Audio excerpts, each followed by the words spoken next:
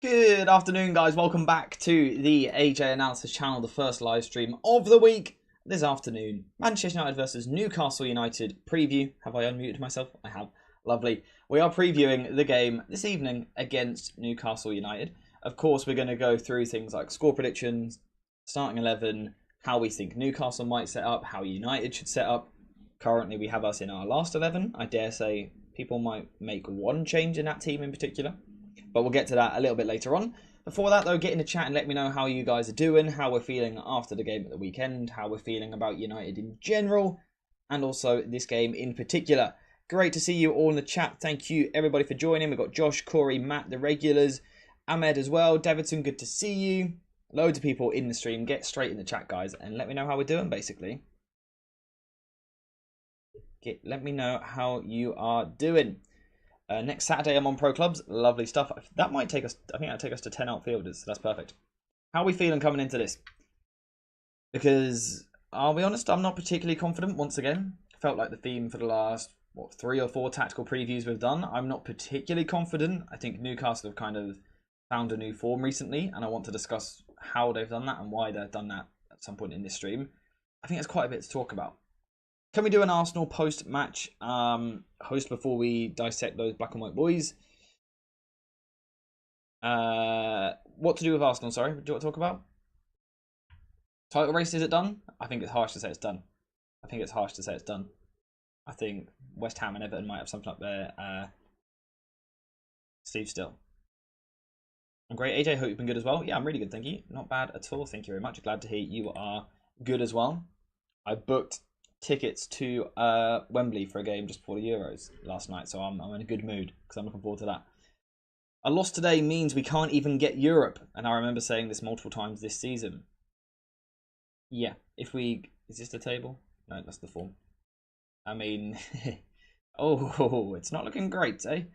It's not looking great. But we'll see. AJ, I told you so about Saka. What part about Saka, sorry? Just having a poor game, you mean, or what? I'm extremely confident this time after that display against Arsenal. I think we saw something we can build upon for the first time in quite a while. There's kind of something in that game which I feel that we can take and build upon, which, yeah, that's a positive from the game. Overall, it was still a little bit flat, right? But, yeah, perhaps there is something we can take from it. In terms of the league table, as Corey has said there, a loss today and we're done. We're officially done. It feels like we're done anyway, right? But kind of officially. In the top 8, all the teams have scored over 60 goals except us. I mean, they've all scored 70 goals, right? Unless I'm missing. Yeah, they've all scored 70 plus goals. We're still stuck on 52. Oh boy. Oh boy, oh boy. Sport Gang, good to see you. How you doing, mate? How you been? 20% chance, 80% hope. Let's go. That's exactly what we're here for. I just said that his individual ability isn't enough to take on an athletic fullback like Diallo. Yeah, Arsenal's performance in general was a bit weird, wasn't it? They were all a little bit off it, I felt.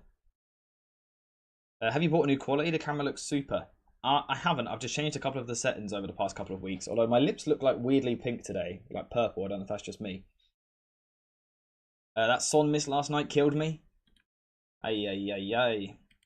Bottled it, didn't he? Completely bottled it. Edward, good to see you, mate. No worries that you can't stay for the stream. Have a good afternoon, mate, and enjoy the United game later on.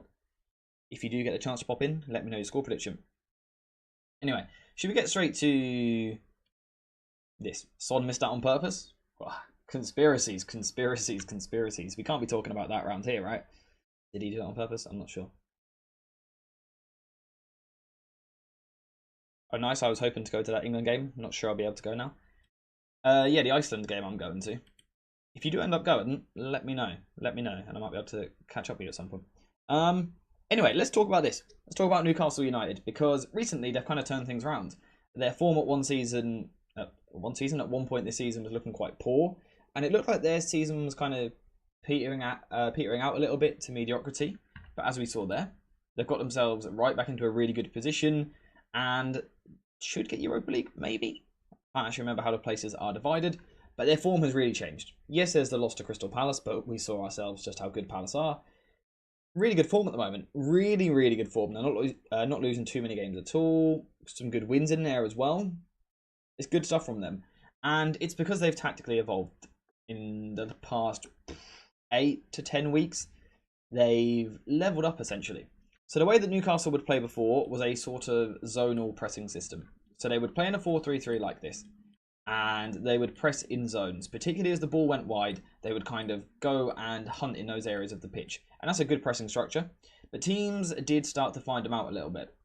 I felt with this Newcastle side. They became a little bit flat, a little bit stale, a little bit predictable. What they've done recently is gone to more of a man-to-man pressing structure. So sometimes that will involve a fullback joining the press. Sometimes that will involve one of the midfielders coming higher like this and using a more aggressive centre-back at the back at times. But they've gone more aggressive. They've gone even more intense than what their press was before, and that would be a concern for United because we're not always great at playing out from the back right, a weakness of ours at times. So that would be concerning. Newcastle have evolved in this area, and then if you beat their press, they're not daft. If they have to drop into a mid-block, they're happy to do that. Then they sort of drop into more of a 4-5-1. With Gimrish as the 6, Longstaff's going to drop in as well. So they can do this. But what they can also do is drop all the way at times into a complete back 5, depending on personnel. Sometimes they will drop one of the wingers into like a wing-back position, and they go into a 5-4-1 shape. Again, defensively, that's rigid. You've got a lot of players deep. They close off a lot of the spaces. So Newcastle are a good side. They've been impressive recently. They look like they've found themselves again a little bit. So it will represent a challenge for United. Something else which will be a challenge for United is this situation. I don't know if it's fair to refer to him as this situation. Sorry, Casemiro, mate. I'm sure you're a lovely bloke. But he can't play this game, can he? Now, there are question marks over Isak's fitness coming into this game. I believe Callum Wilson is set to miss it for Newcastle. Isak may play. Casemiro can't play against Isak. He's going to get absolutely destroyed. Now, is Kampala fit? Is question number 1. Does anyone else get the feeling, though, that Kampala's going to come into the side and Evans is going to be the one to drop out? That's a horrible, horrible feeling. Horrible feeling. Courier said, actually, we could get Europe even if we lose today, but Chelsea would have to lose on both games and we have to beat Brighton by a 17-goal difference.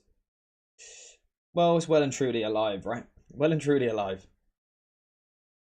Is this what we want to see or what we think the actual lineup will be? We can use a combination of both if you like. We can have that discussion, who you would like to see, and then if you think it's a little bit unrealistic, then we can also discuss what we think Erik ten Hag will do as well.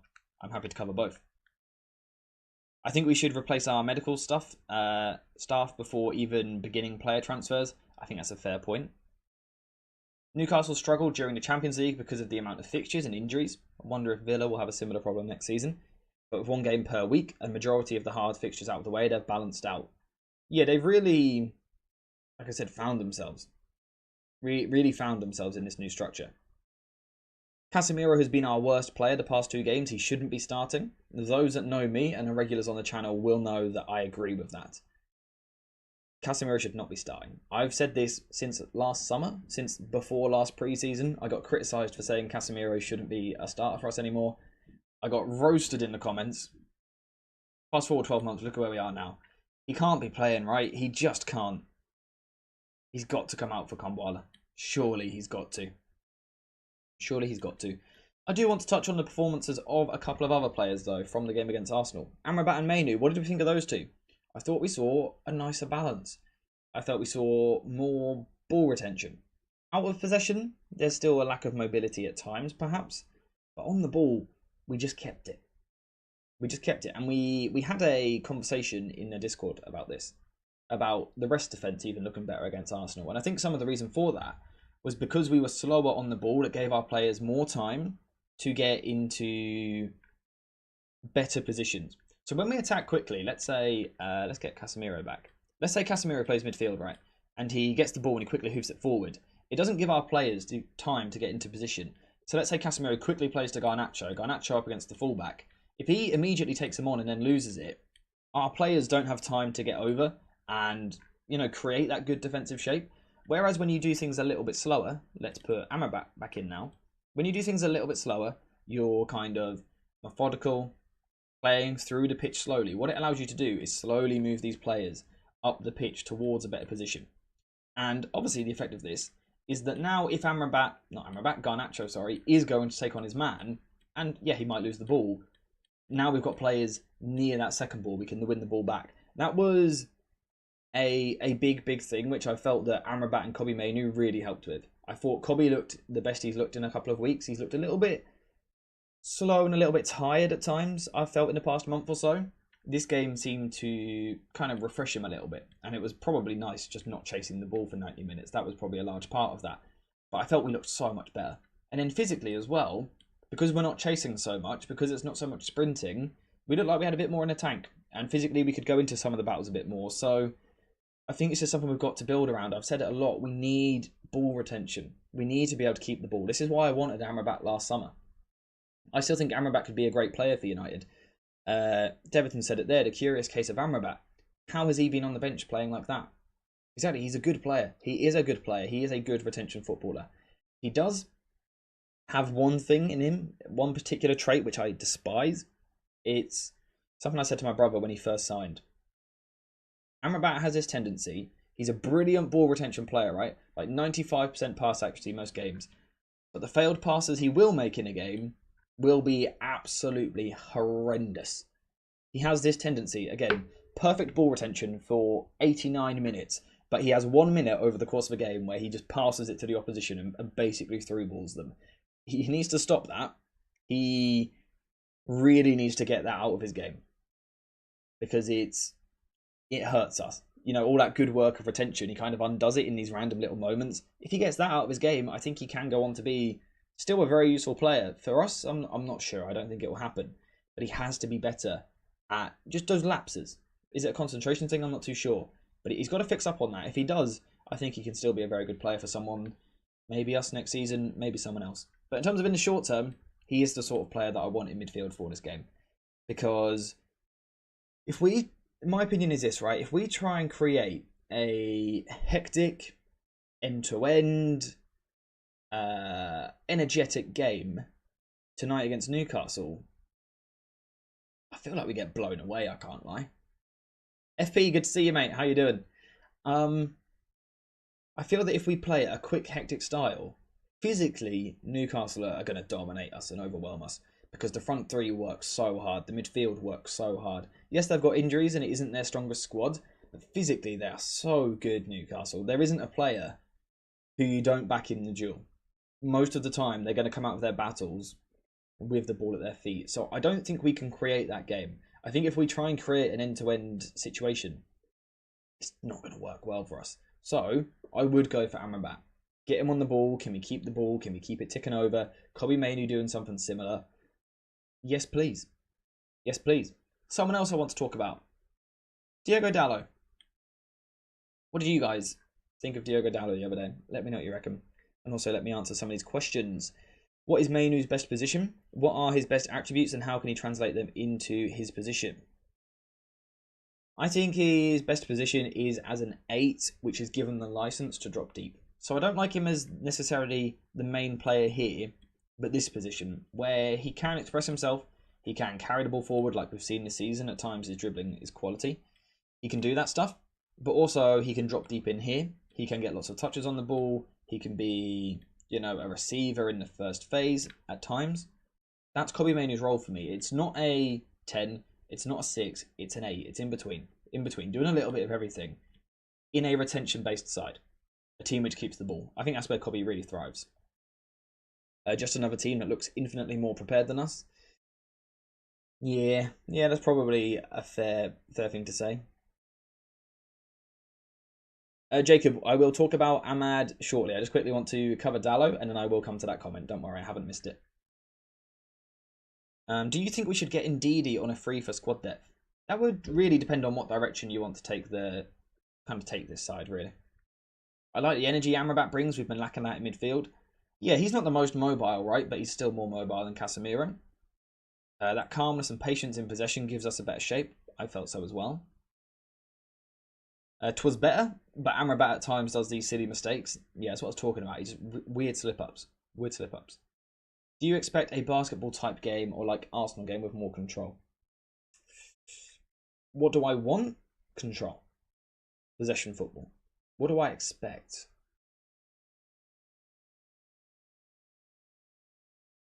I'm really not too sure what to expect. I think it fully depends on the lineup we go for. Because with Kambuala back in the side, potentially, we could then push Casemiro into midfield and take Amrabat out. I could see Ten Hag doing that.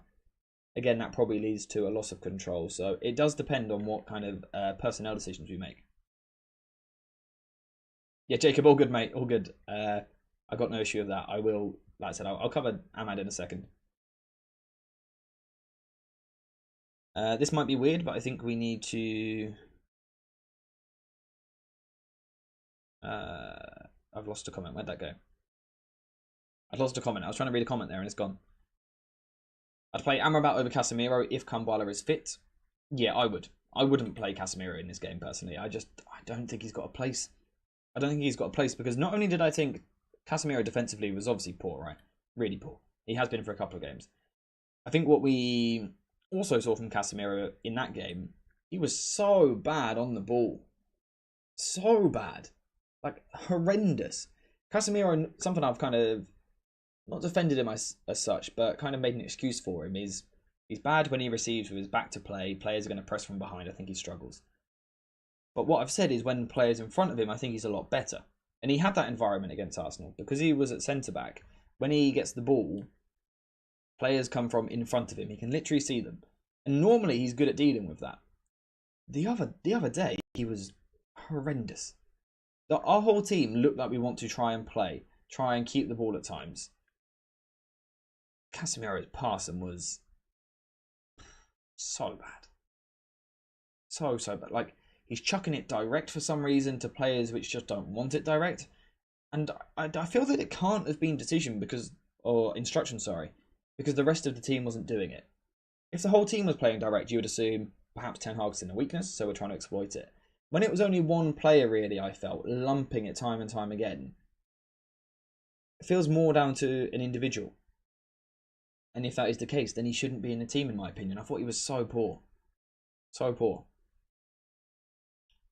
We will get drowned by the leaking roof. That sounds fun, to be fair.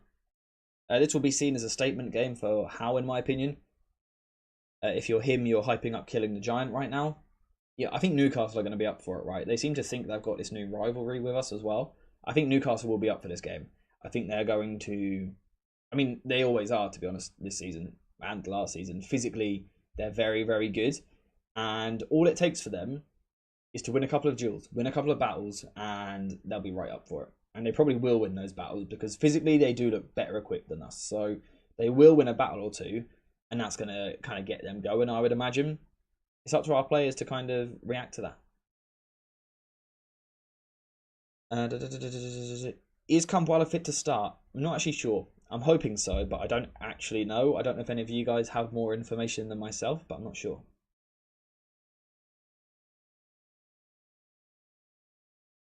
I feel that Newcastle will lose. They have no pride to fight for. I don't know. I think they have. Like Matt said, they've almost got a point to prove as well. Outrun us, then you've beaten us. That's all Newcastle need to know. And I think Newcastle will outrun us. Our technical quality is going to have to come in. Who's got it? That's the question, I guess. Who's got it? Someone who has got it.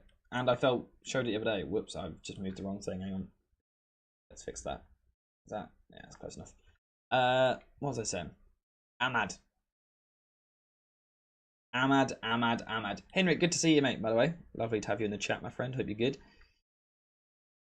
If we're talking about technical quality, Ahmad was it the other day. Against Arsenal, I thought he was phenomenal. Hopefully he's fit, right? Again, do we know?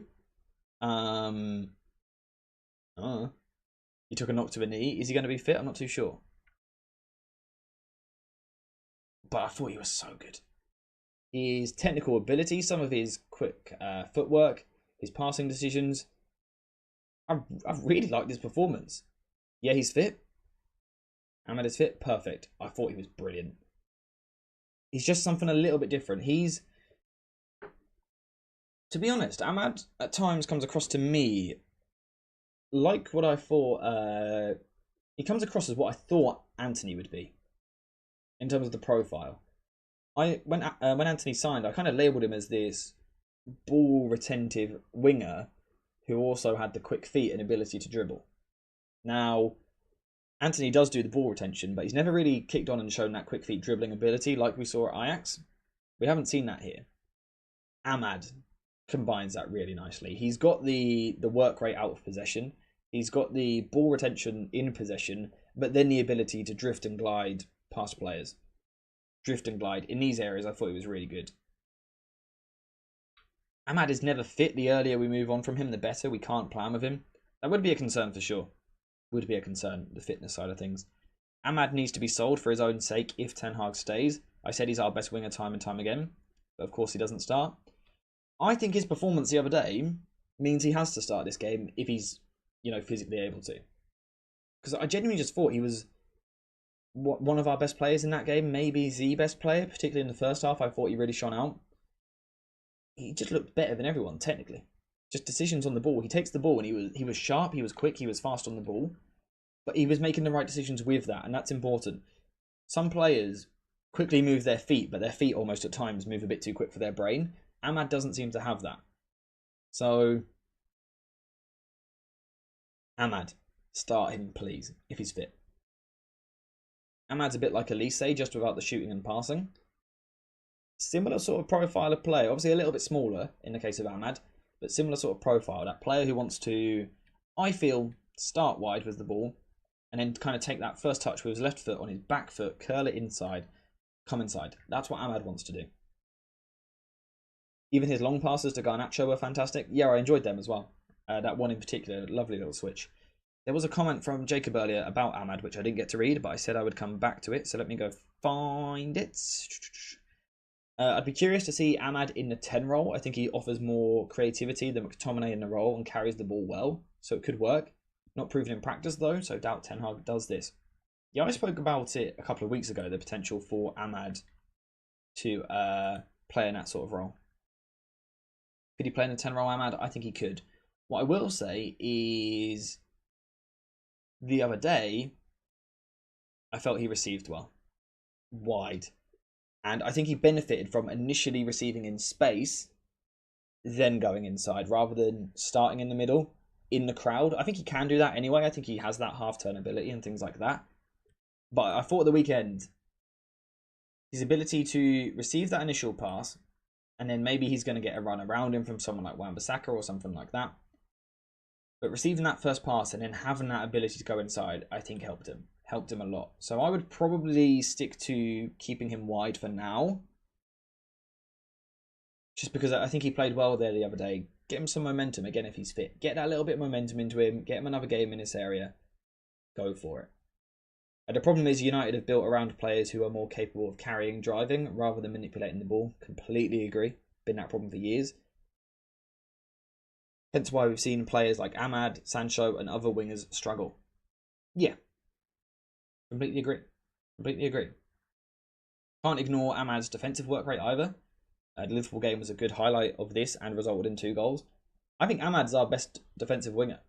I think Garnacho's got the intensity. I think Antony's kind of got the brain when pressing and things like that. I think Ahmad combines the two. I think he's really good out of possession. He's got a little bit of kind of like feistiness in the challenge as well, which I like. He's got a little bit of grit to him. I don't know if that comes from playing in the Championship last season. I don't know where he's developed it. I like him out of possession a lot. I would definitely start him in this game. By the way, we can disagree with each other's opinions.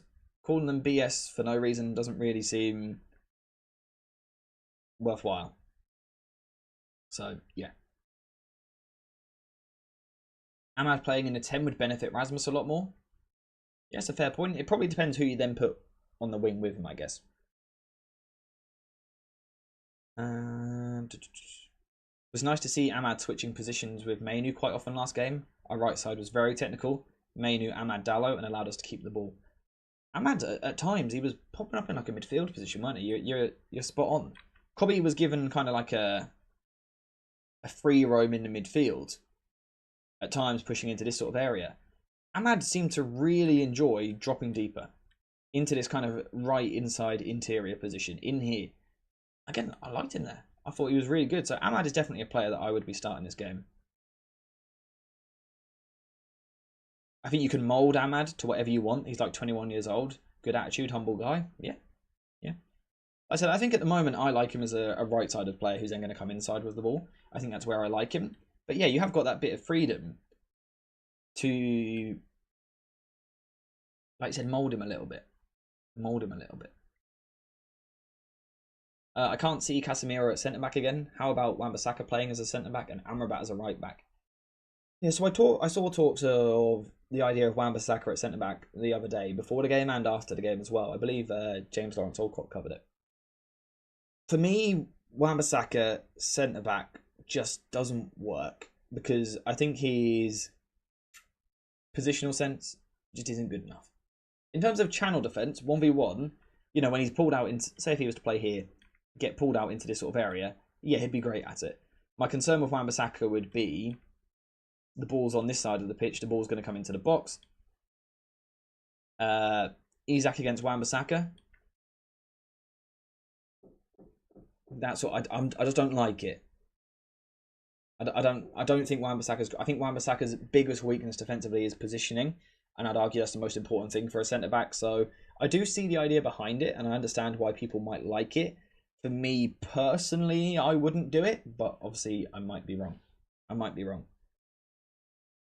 I guess the other option, by the way, in that scenario you just created, is also, could Kobbie play a game at fullback? We saw him do something similar almost in pre-season in that Arsenal game, if you recall.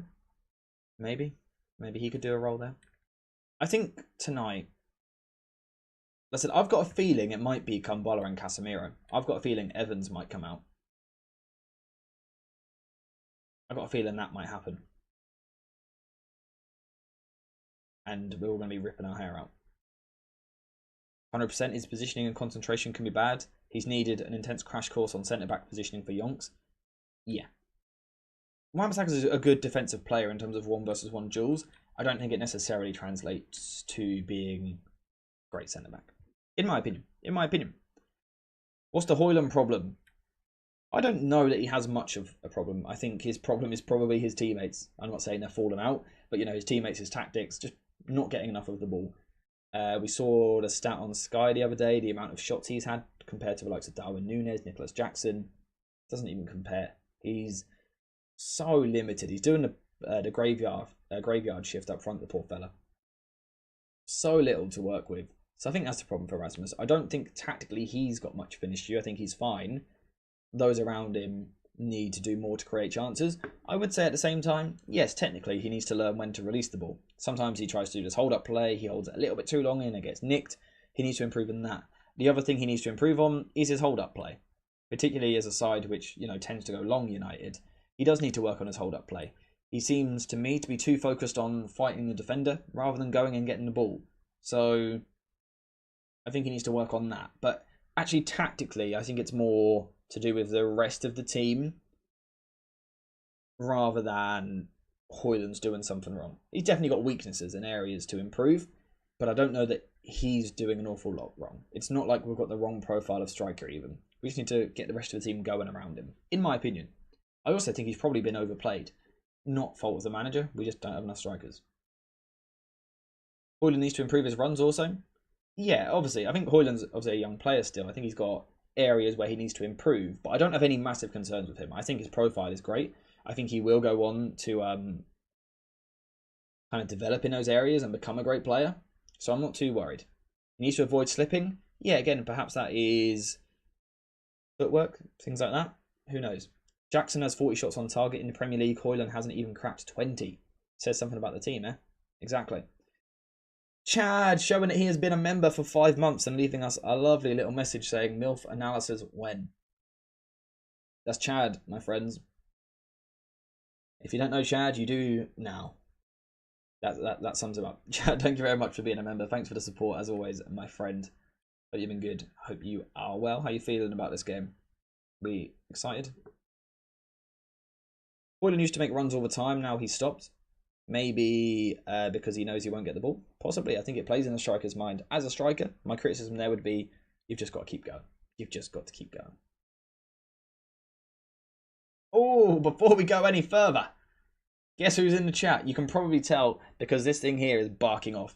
It is Nuruddin in the chat with 50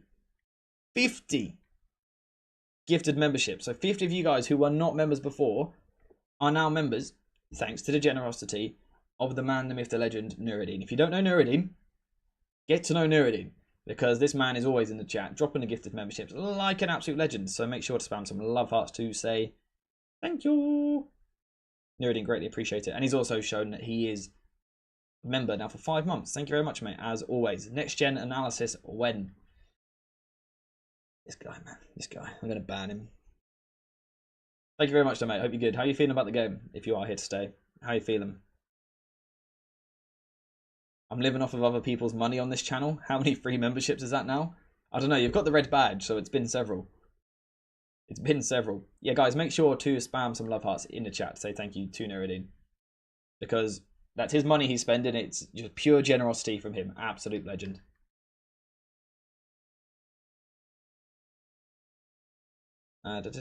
We know United are back at the top when teams fear us like Nuruddin's wallet fears Nuruddin. That's the level of fear we're striving for.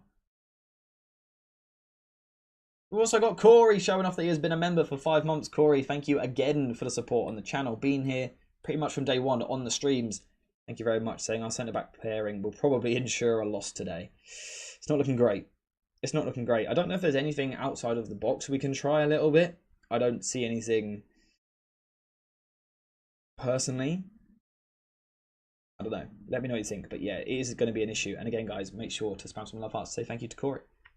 As I said, he's an OG on the channel. He's been here a long time. Nuruddin saying he's feeling like another loss is coming along, but I hope Rashford is back in the squad. Yeah, so Ten Hag said that Rashford has tried to train, I think. Unless I'm misremembering. That's not a word, I don't think, but... And the same for Bruno, right? I think they're in discussion of being available to be back in the squad. I want to get a quick opinion, guys. Lisandro Martinez is back in the squad tonight. Available from the bench, apparently. Would you start him? The answer is no. Don't start him. Licha back on the bench, though. That's a positive. Do not rush him back. Pardon me. Florentino Luis as our new number 6. I've been linking him with moves for a long time. He's a great player. Great player. I think he's got to get a move eventually. I think there's several teams which should be looking to get him. United, arguably one of them. I did link him in a video yesterday, I believe. Maybe play him on Sunday? Yeah, that's kind of my thought process. Maybe, do you give him just 10 minutes tonight?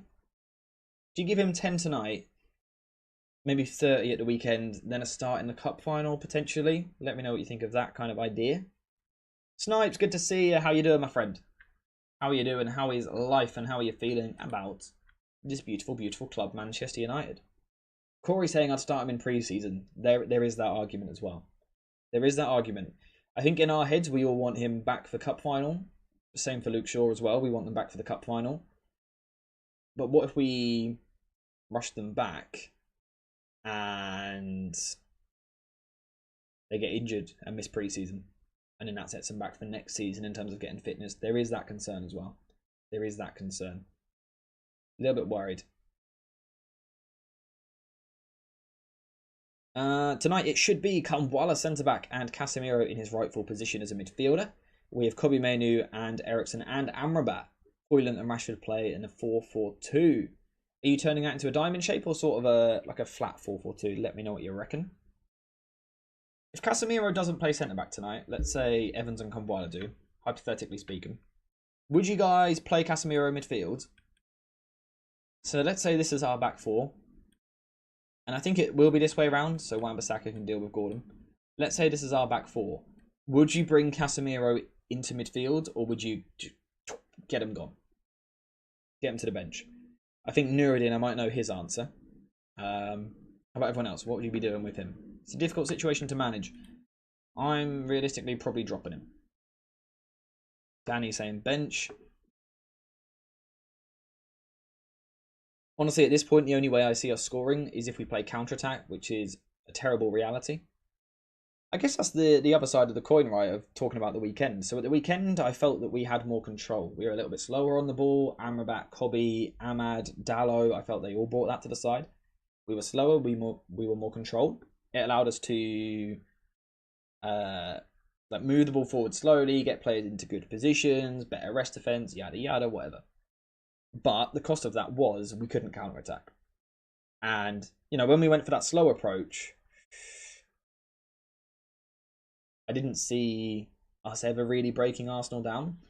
And when we were in our more compact out of possession shape, because it was more compact, who was it who spoke about it? One of the United players spoke about it after the game. I can't remember who it was. Who was it? I can't remember who it was. But one of our players said about the fact that with these deeper wingers, the more compact wingers, which we saw at the weekend, which gave us this better shape, with it, we just couldn't get out. And we couldn't really carry that same counter-attack and threat. And it did leave us looking like we couldn't really hurt Arsenal, I'll be honest. I thought we had good moments in the game, but I don't think we were ever going to score in that. I just didn't feel it happening. AJ, why not put Ahmad in the 10 and Anthony out on the wing? I feel like Anthony could use a linking player that can do kind of one-touch passing with him. Both could benefit from it. I like the idea of it. We did discuss that a little bit earlier on about whether Ahmad could play in the 10. It is also something I've spoken about in the past. I think there's potential behind it. My thought process personally for this game would be that Ahmad played well at the weekend on the wing. Like, purely me personally, I would give him a bit of momentum and keep him in the same position to see if he can kind of get going a little bit. Get him to the bench where he can feed the geese. Casemiro is probably leaving in the summer, and our season is beeped anyway. So I'll just play him. I would just play him still. Fair enough. Drop him, and then in brackets down a cartoon bottomless pit. I like it. I like it. Why was our midfield less easy to bypass at the weekend? Good question. Fairly simple-ish answer, to be honest. Normally, we press high. We've covered this quite a lot on the channel. Normally, we press high, with our forwards in particular and our wingers. And then our defence drops quite deep, and it leaves our midfield open. Right? When there's this much ground to cover, teams can outnumber you. They can run through these areas of the pitch. It's simply just quite difficult to cover the ground. Whereas at the weekend, what we done was we didn't really go for that press. Instead, what we done was we got our two forwards, nice and deep and narrow. And then we got our wingers closer inside. And obviously, that's just going to reduce the ground that the two centre-backs have to cover. The two midfielders. That was the big reason for me. As Ben has said there was an attempt to press in this game, but it's not the same as what we've done previously in the season. When we did try to press, I don't know if you've been here when I've discussed it in the past. There's almost two ways of pressing. You can press to try and win the ball back, or you can press to try and force the opposition long. There's two different things you're doing there. So if you're pressing to try and win the ball high, you're literally going in for the tackle. You're going after the guy. You are probably going into them. Obviously, if you get beat in that situation, you're beaten and you're a man down in that structure. Whereas when you press not to win the ball, but to stop the opposition playing, you tend to press space more than players, and that just keeps you a little bit more compact. And it means if Arsenal the other day had the ball here, rather than going in for it, losing the duel, being open, our players would kind of sit in these positions, kind of shuffle side to side, a shadow press at times, like, who said it? Someone earlier. Danny said it. A bit more of a shadow press in these areas, pressing and covering space a bit more, rather than being so man-to-man. I felt that's why we just looked a lot more compact. And like I said, the wingers as well done a really good job of getting narrow, central, close to each other, compact with the midfield, almost a 4-2-2 shape at times, which we did speak about in our preview. I think it worked. McTominay lost possession 12 times last match. This man cannot start.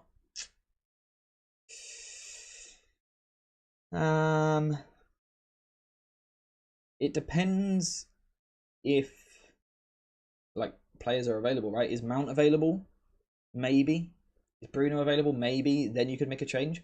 If not, I don't know what other changes we can do apart from Ahmad central, Anthony on the wing. Maybe, I don't know. Why do you think it was Ten Hag decided to do this now as opposed to the rest of the season?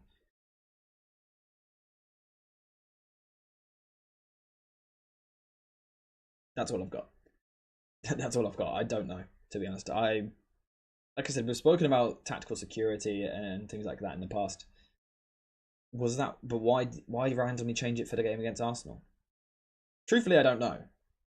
I think we've all asked for this at times this season. To go one way or the other, to do it or don't do it. Finally, we just chose not to do it. And it did see a better performance, but you also saw less attacking threat. So, yeah, was it forced by injuries like Ben has said there? Maybe. But we've had injuries all season, so I don't know. I genuinely don't know. I wish we just stuck to a high line, even with the wrong player profiles, rather than dropping them and leaving the massive gap this season. The team has to be compact from where the defence is set up. Yeah, whether that's high or whether it's deep, they've got to be close. And we haven't done that this season. We did do it more the other day in a deeper position. Yeah, why hasn't it happened this season? I don't know.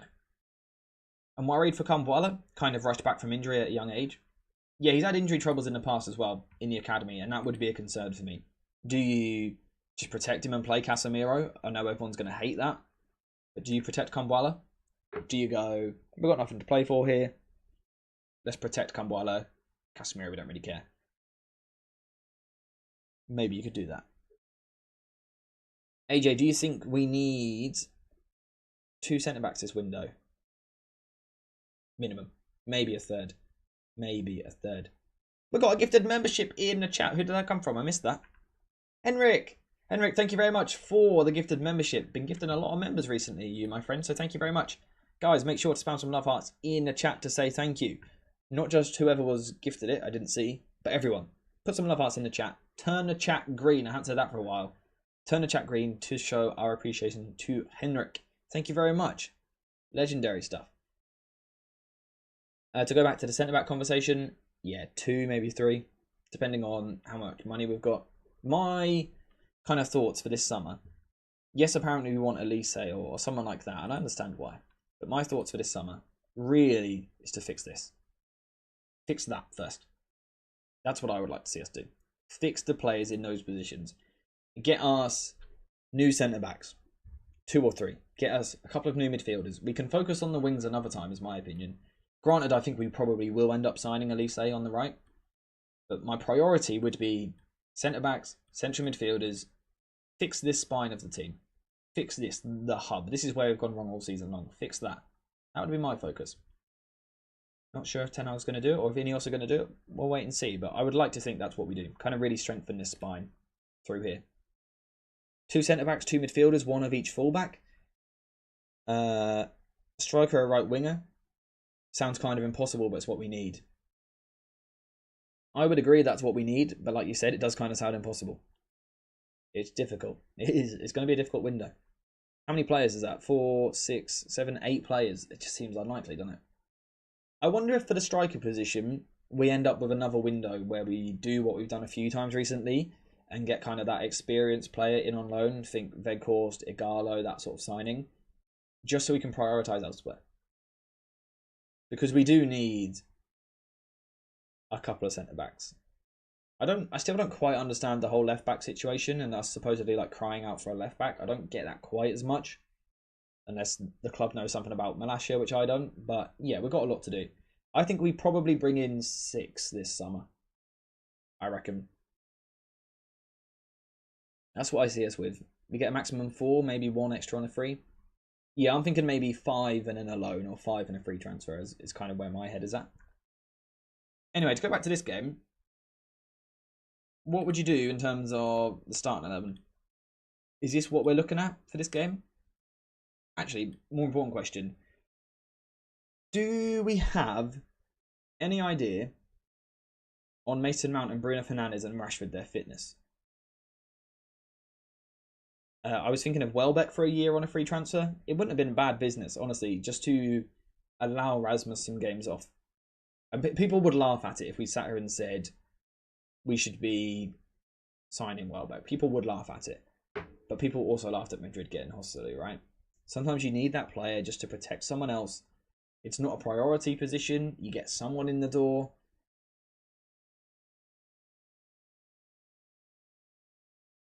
I don't know who, because like you said, Welbeck has now extended a contract, but I don't know who else there is. Do you think Amrabat's been treated harshly? Yes. He's been barely picked due to his poor performances earlier this season, but historically, holding mids from foreign leagues struggle initially when joining the Premier League. Yeah, and particularly when you think of the United structure. Yeah, I think he has been treated harshly. I think he has. Why not get Garassi on a 17.5 mil? You could. You could. I'm not a massive fan of him as a player, but something short term, you could do it. You could do it to just fill a hole for a little while. Don't know. I'm not sure what approach the club's going to take this summer. We sign Adebayo? Yes, please. Any Championship striker gems like Tony or Watkins? Not that I'm particularly familiar with. I've always liked Iheanacho. Used to play for City, now plays for Leicester. I've always liked him, but I doubt that happens. Thing with Amrabat as well, he's playing left back. Yeah, exactly. Another Weghorst loan, can't wait. Yeah, it's not inspiring, but it might be what we need to do. We are going to do, providing you guys want it, a keep or sell stream. Again, we've done them before. Might as well do it again because I think things have changed. So which players we want to keep, sell, etc. this summer. And then we'll probably do some streams as well, targeting players as well, kind of between the end of the season and the start of the Euros. We'll do that sort of content.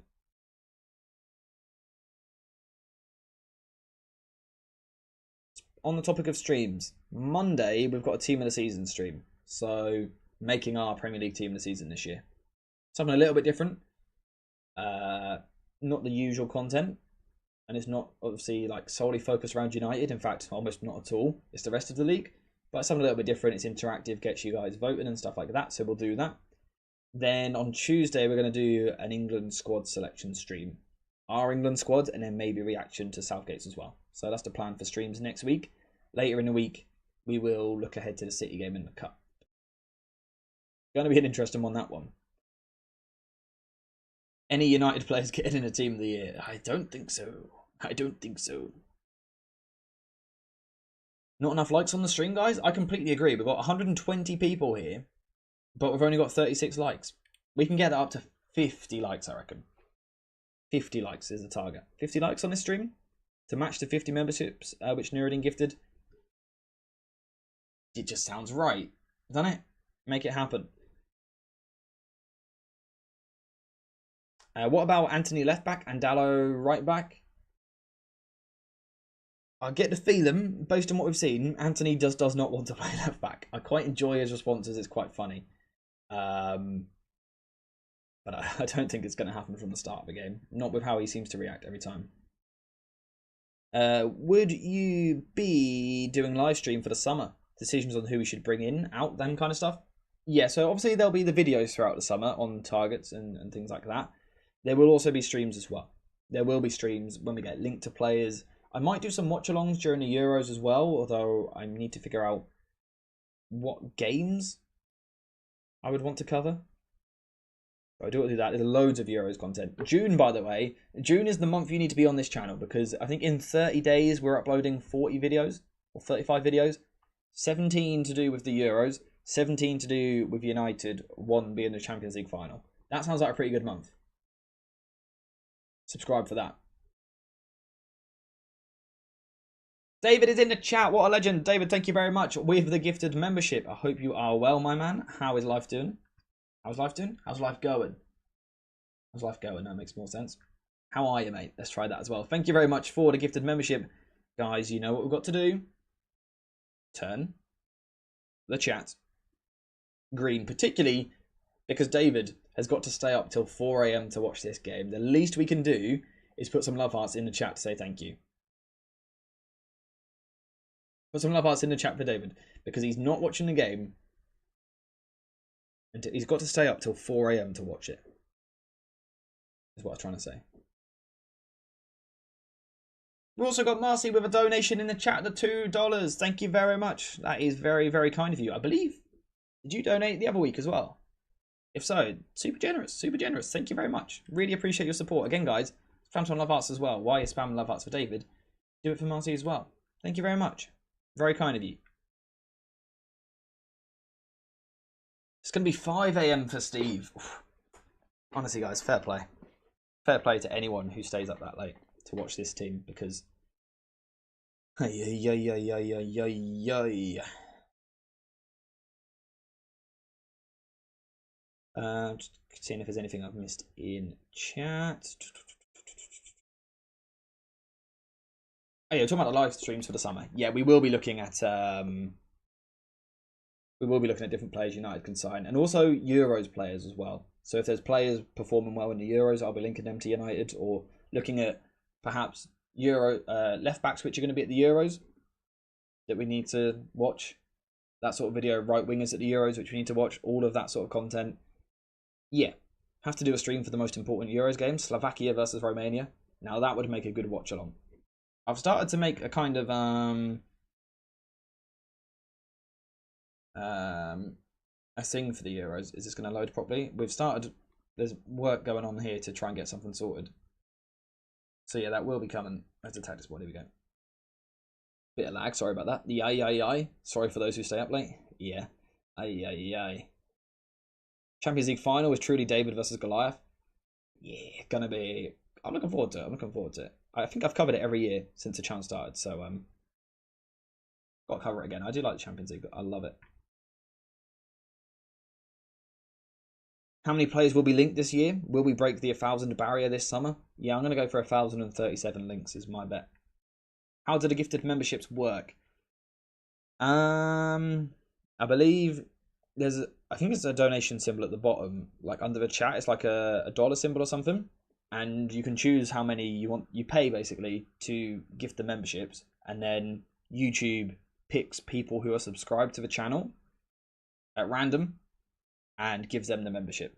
So if I was to gift 5 memberships, YouTube would basically pick 5 people who are subscribed to the channel, give them a membership for a month. So that's kind of how that works. Someone else can probably explain that way better than what I can. We are all saying that Rashford should be sold. I don't think he should. But don't you think Garnacho is not at that level yet? Or he's just being overused? Yeah, Garnacho isn't at that level yet. He also is being overused. He'll get there. He'll get there. Give him a bit of time. I keep Rashford personally this summer. If I'm manager, I keep him. Do you reckon if Sancho wins the Champions League, it will up his transfer fee? One thing it will do, right, is there's got to be. I'm sure there's a clause in that loan because every time they've gone through a round, we've got a bonus. So I'd imagine that includes winning.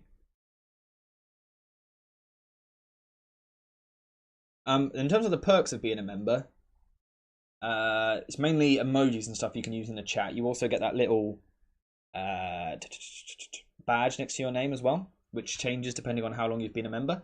And also, if you're on the Discord, there is an exclusive channel where we chat on there as well.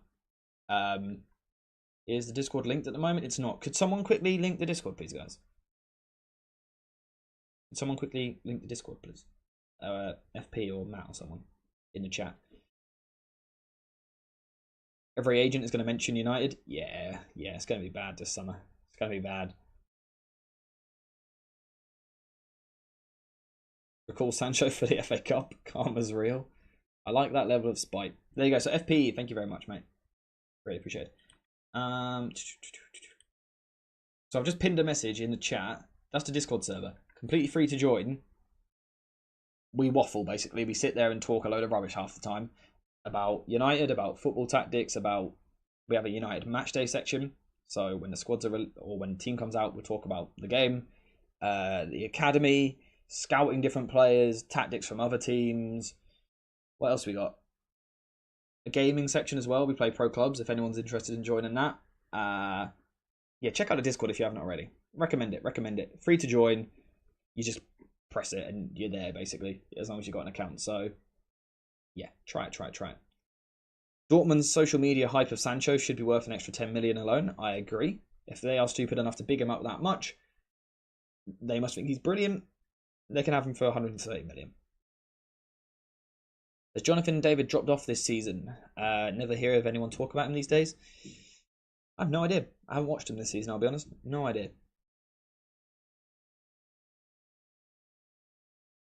No idea. Is there anything else I want to cover in chat?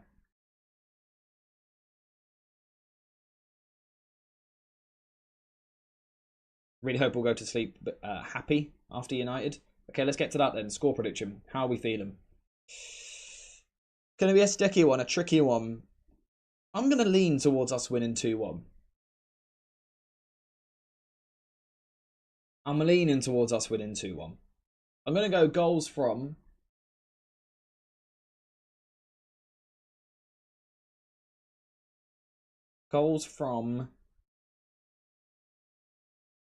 Hoyland. No. Ignore that. Ahmad, if he's fit. Whoever starts right wing tonight will score.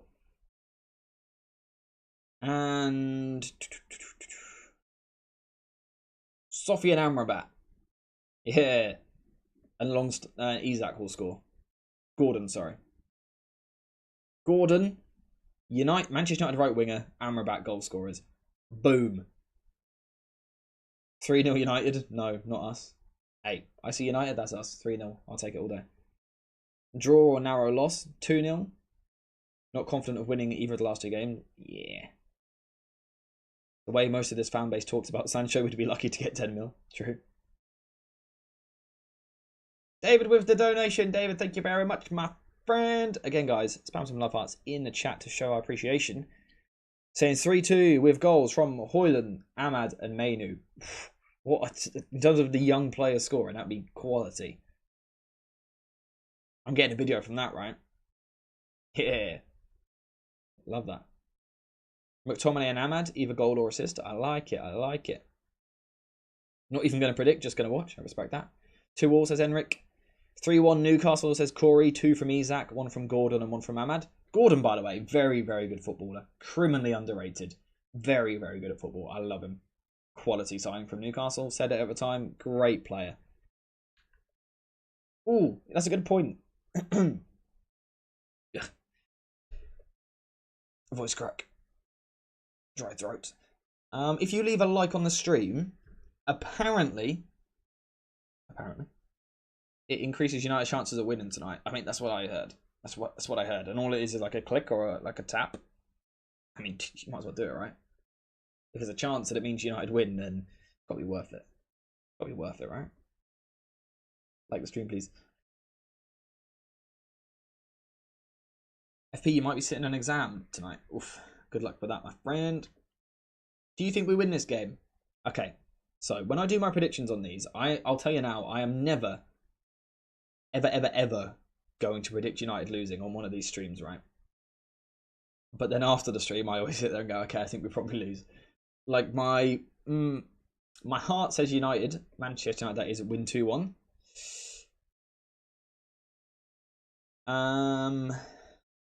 My head, my noggin says Newcastle probably win 2-0. Some people just want to watch this world burn and not like the stream. Exactly, right? Only 3 people liked it after I said that. I mean, what else am I meant to do? I try. I try my best.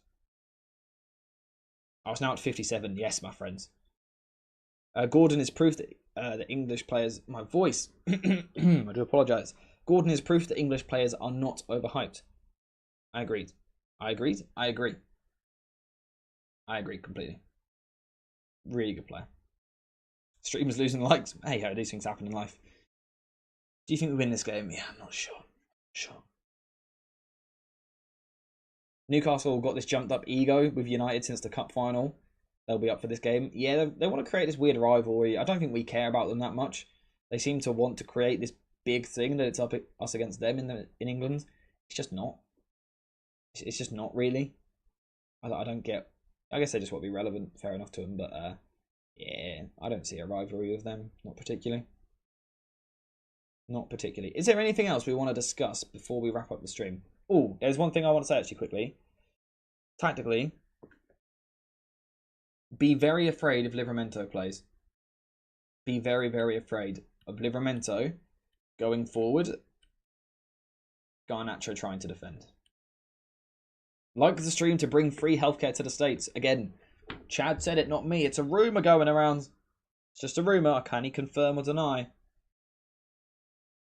Might be worth liking though. Yeah, these are the battles I'm worried about. Isaac. Is Isaac very good? Livramento at right back. He's powerful running going forward. concerned. I'm quite scared of that, particularly with Garnacho going backwards. And Gordon, I just think he's quality. I just think Gordon's quality. So those are the players I'm worried about personally. If we win the FA Cup, will we get Europa League next season? I believe so, yes. Yes.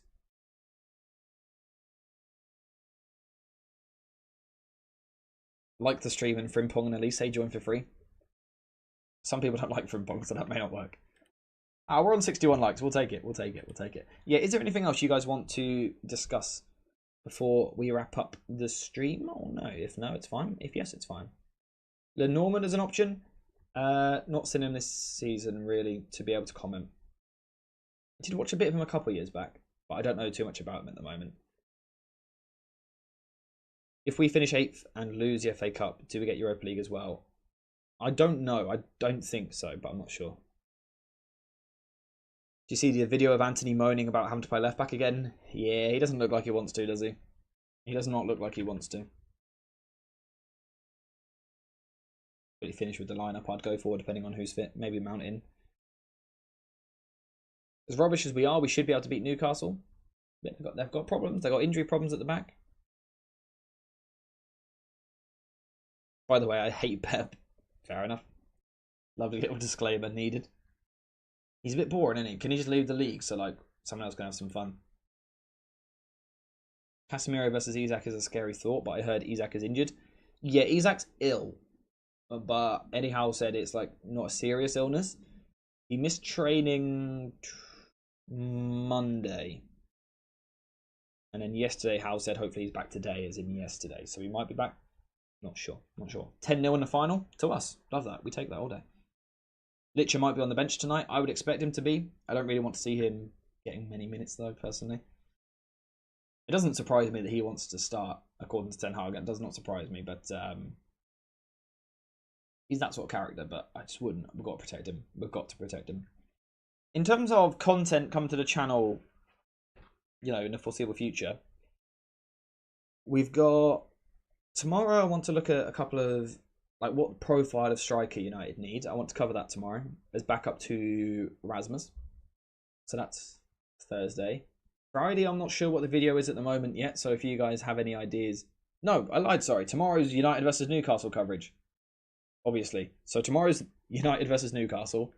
Friday is a backup striker. Saturday, I don't have an idea for at the moment, or Sunday, but I'm sure you guys can come up with something. Then Monday will be covering the Brighton game. This Friday, we will also be streaming ahead of Brighton. I really didn't say that very well. We've also got a couple of streams next week. Monday will be Team of the Season vote. Something different. Tuesday, we'll be picking an England squad for the Euros. Again, something different. I'm very passionate about the England team. So we'll be covering that. And then later in the week, FA Cup final preview. So that's the plan with the streams. 3 or 4 streams coming up in the next 10 days or so. So pretty decent. If we think of other things, we will stream that as well. Striker one. Will it be a stream or a video? We could do both. We could do a stream, then a video. Oh, I like that. So many members in the stream. Yeah, it's insane. That is because people like Nuruddin, David, Henrik as well, with the gifted memberships. Look, there's so many people in the chat are members. It's insane. Absolutely insane. Yeah, all those streams will be 1:30 British summertime. So same time as today's, except the Tuesday one for the England squads will be earlier than that. I'm not sure what time right now. I'll figure out. Get in the Discord if you want more information. I'm struggling for words at the moment. Discord is where to go, to be honest. Yeah, is there anything else you guys want to quickly talk about? If not, I'm happy to wrap up here. It's been another lovely stream. Yeah, let me know if there's anything you want to talk about. If not, we will start ending it there. Join the Discord too. It's free and fun. It is. Yeah, so the streams typically will be the same time as today. So they will start an hour ago. If you know what I mean. An hour ago is when streams normally start. The England squad one will start 2 hours ago. Is there any way West Ham beats City? I think so. I think West Ham have got a chance there. David Moyes' last game, he might just do something, you know. He's David Moyes. He's David Moyes, that's what he does. He might just do something. They now lose 4-0. You already know what I would want to talk about? Yeah, Chad, maybe not. Maybe not on here. We'll do that in the members' content, mate. Anything else to read? Will all these injuries be cleared before the final? Rashford, Bruno, I would expect so. Licha, sure. I'm not so sure. I can already see Haaland scoring 3 before half time. Yeah. Yeah, I've probably jinxed it now by saying Moyes might do something. No Bruno. I don't know if he's fit, so I weren't sure whether to put him in the 11 or not, to be honest. Was not sure. I think we're happy to wrap up there, though. So, yeah. Thank you guys very much for watching. Thank you to everyone who has liked the stream. How many do we get to? 63. Very nice. We've had around like 100 people here the whole time, which is sick. Thank you very much. 52 new members. Plus, we had people renewing their memberships. We had around £3 in donations as well, which is greatly appreciated. And then everyone who's been in the chat. And then everyone who's been sitting there quietly. So thank you to everybody for that. I'll quickly answer this last question. Thoughts on what Rooney said about the injuries? Weird thing for Rooney to say. I don't really understand why you would say it, even if you think it. I'm not sure what's gained by saying it. I'd imagine it's a load of nonsense. Like Bruno, for example, if he's not playing, he's injured, isn't he? He's not faking it. So weird comment for me. Didn't quite understand what he was going for there. But yeah, in terms of the stream, we're finished. So thank you guys very much for watching. Hope you have enjoyed it. As always, I'll see you in the next one. I forgot that's when I then normally press end stream as I say that. It's a little bit awkward. Let me find the end stream button and try it again. Thank you guys for watching. I hope you've enjoyed it. Enjoy the game later. I should add that as well. And as always, I'll see you in the next one.